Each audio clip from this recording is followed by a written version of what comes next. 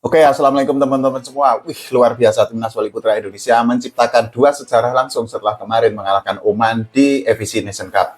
Jadi, sejarah pertama adalah timnas voli putra Indonesia untuk pertama kalinya lolos ke semifinal FIC Nation Cup. Sebelumnya kan belum pernah ya, tahun kemarin di posisi ke-6, tahun sebelumnya juga posisi ke-11 dan lain sebagainya. Nah, tahun ini kita akhirnya bisa untuk lolos ke empat besar.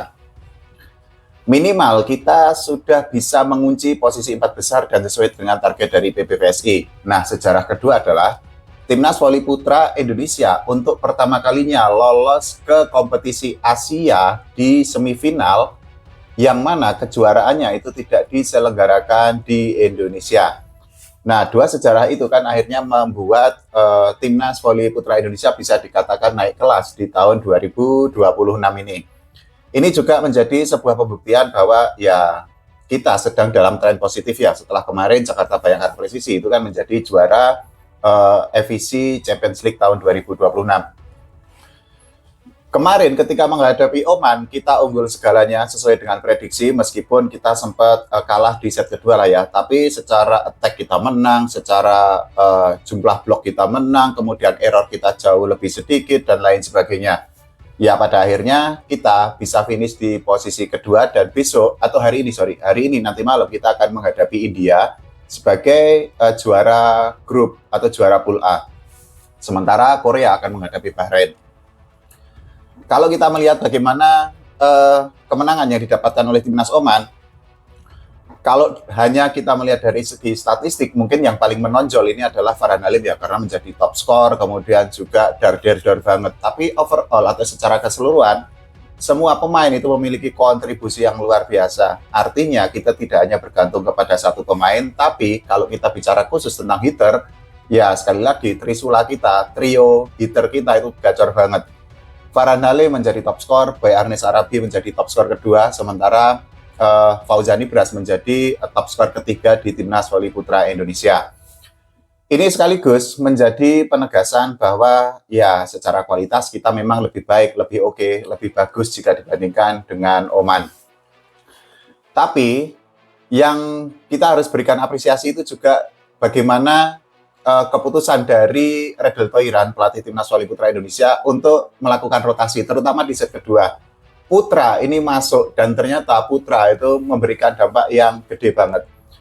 Dari segi statistik ya Putra memang kalah lah ya jika dibandingkan dengan misalnya Farhan atau Boy ataupun Nibras.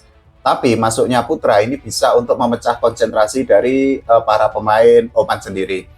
Kan ketika misalnya di depan ada Boy, kemudian ada pemain lain, nah para pemain Oman itu kan pada akhirnya bisa untuk melakukan attack yang sesuai dengan game plan ya. Tapi ketika ada Putra ini, justru pemain Oman itu pada akhirnya sedikit kebingungan, karena kan ya Putra itu kan mungkin tidak masuk ke dalam prediksi bahwa akan menjadi pemecah konsentrasi atau pemecah kebingungan di antara para pemain Oman.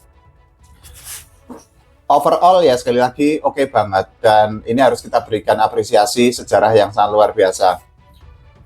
Kalau kita bicara tentang MVP ya, kalau hanya melihat statistik ya Farhan Halim oke banget, layak menjadi MVP. Tapi kalau saya nih ya, kita boleh beda pendapat ya. Pemain yang gacor banget justru menurut saya itu Alvin Daniel.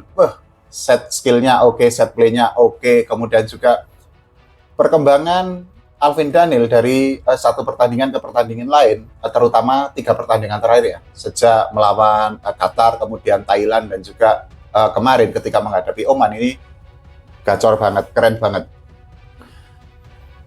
Set skillnya memanjakan dan juga semakin matang, kemudian juga serve-nya ini juga semakin oke, artinya tidak nyangkut-nyangkut lagi, dan juga yang tidak kalah penting adalah bagaimana dirinya itu bisa untuk mengatur distribusi bola dengan baik. Dari segi statistik, kan set efisiensinya itu kan semakin membaik ya. Bahkan ini kalau menurut situs dari FIVB, Alvin Daniel itu statistiknya itu oke banget loh. Nah ini statistiknya ya teman-teman semua. Dari sini kan, kalau saya pada akhirnya ya memilih Alvin Daniel sebagai MVP. Kan memang Kalau untuk pemain, semua pemain di tengah lapangan itu kan tidak semuanya itu kan bisa diukur dengan statistik berupa poin ya. Misalnya kayak libero itu kan pasti tidak mungkin diukur dengan statistik berupa poin. Begitu juga dengan setter. Nah, yang bisa dihitung statistik poinnya itu kan paling ya middle blocker, kemudian hitter. Nah, tapi Alvin Daniel kemarin ketika menghadapi Oman, ini perolehan poinnya lengkap loh. Attack-nya, perolehan dari blok ada, dari attack ada, dan lain sebagainya. Nah, harapannya ya semakin baik lagi karena Alvin Daniel ini kan secara skill sebenarnya oke ya, tapi memang dalam beberapa momen kan memang dirinya itu kan kadang flop, kadang oke banget. Nah, tapi khusus di Efficient Nation Cup ini kalau menurut saya, Alvin Daniel ini adalah kompetisi yang paling bagus selama dirinya itu membela timnas. Kan dia pernah bela timnas di Civilik, kemudian juga di SEA Games dan lain sebagainya. Tapi untuk Efficient Nation Cup tahun 2026 ini adalah panggung bagi Alvin Daniel sendiri. Nah, pertanyaannya, nanti bagaimana ketika menghadapi Thailand? Kalau teman-teman nonton Thailand, ngeri banget, bloknya ini rapat banget, ini temboknya tebal banget, tinggi banget, kokoh banget, dan ini akan menjadi PR tersendiri bagi timnas, terutama bagi hitter-hitternya ya. Karena di beberapa pertandingan, kalau kita nonton India, kan memang sangat diuntungkan dengan postur yang sangat menjulang, tinggi banget, lebih tinggi dari para pemain kita. Nah, itu artinya dengan postur yang menjulang kan mereka bisa untuk mengatur bagaimana serangan, bagaimana defense, terutama ketika blok. Nah, ini yang harus dipecahkan oleh Redel Toiran. Tapi pastilah Redel Toiran sudah memiliki SWOT atau Strength, Weakness, Opportunity, dan juga Trait tentang pertandingan yang akan dijalani oleh timnas voli putra Indonesia. India ini kan juga nggak tahu ya, karena mungkin faktor tuan rumah atau memang performanya sedang oke banget, gacor banget loh. Di Efficient Nation Cup ini, nggak nyangka India gacor banget. Mungkin ya karena faktor pembagian pool ya. Artinya, pool A itu kan memang kekuatannya tidak sengeri pool B ya. Meskipun ya pool B pada akhirnya persaingannya itu kan berkurang setelah Pakistan itu mundur. Tapi ya mungkin kita tidak menyangka juga kok India bisa segacor ini. Nah, balik lagi ke timnas Indonesia, kira-kira nanti akan seperti apa? Prediksi teman-teman semua silahkan tulis di kolom komentar. Skornya akan berapa? Yang pasti kita pengennya permainannya itu seperti ketika menghadapi Qatar, seperti menghadapi Thailand, dan juga seperti menghadapi Oman. Gaspol aja, all out aja, 100%, 100%. Kalah menang itu kan hal biasa ya, maksudnya part of the game atau bagian dari permainan atau bagian dari pertandingan. Yang penting tugas kita itu kan hanya berusaha maksimal.